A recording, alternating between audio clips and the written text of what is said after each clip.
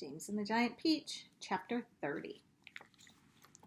They all raised their heads, listening. Shh! There it is again! But the voice was too far away for him to hear what it was saying. It's a cloud man, Miss Spider cried. I just know it's a cloud man. They're after us again.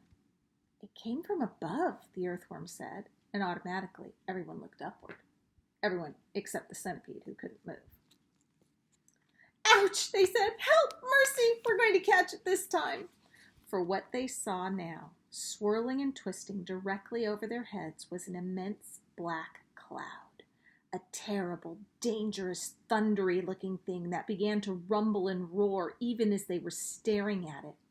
And then, from high up on top of the cloud, the faraway voice came down to them once again, this time very loud and clear. On with the faucets, it shouted. On with the faucets! On with the faucets! 3 seconds later, the hole underneath of the cloud seemed to split and burst open like a paper bag, and then out came the water. They saw it coming. It was quite easy to see because it wasn't just raindrops.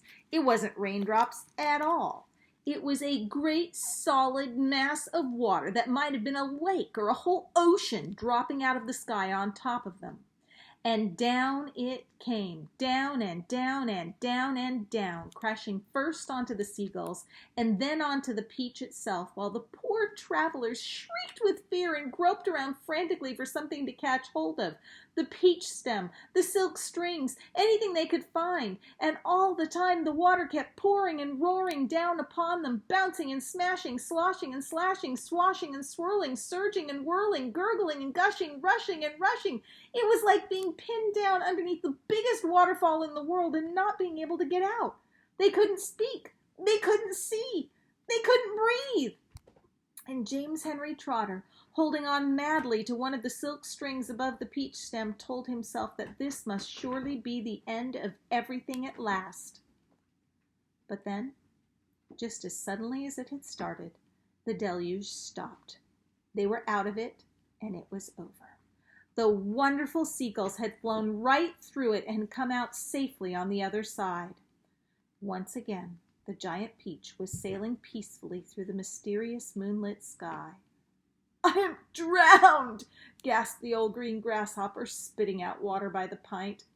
It's gone right through my skin, the earthworm groaned. I always thought my skin was waterproof, and it isn't, and now I'm full of rain. Look at me! Look at me! Shouted the centipede excitedly. It's washed me clean! The paint's all gone! I can move again!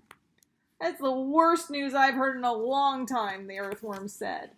The centipede was dancing around the deck, turning somersaults in the air and singing at the top of his voice. Oh, hooray for the storm and the rain! I can move, I don't feel any pain. And now I'm a pest, I'm the biggest and best, the most marvelous pest once again. Oh, do be quiet, the old green grasshopper said.